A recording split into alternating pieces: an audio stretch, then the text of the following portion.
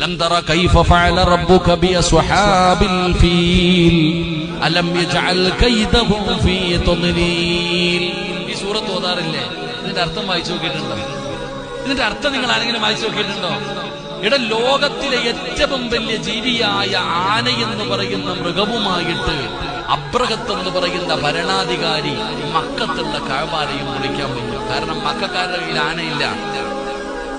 ആന എന്ന് പറയുന്ന ജീവിയുമായി അബ്രഹത്ത് എന്ന് പറയുന്ന ഭരണാധികാരി അള്ളാഹുടെ കഅബാലയം പൊളിക്കാൻ വന്നപ്പോ അള്ളാഹ് എന്താ ചെയ്തേ? ആ ചെറിയ കിളിയുണ്ടല്ലോ, കുരുവി, ആ ചെറിയ കിളി, ആ കിളിയെ കൊണ്ട് അല്ലാഹു സുബ്ഹാനഹു വ തആല ആ അബ്രഹത്തിന്റെ ആനപ്പടയെ തകർത്ത് കളഞ്ഞില്ലേ?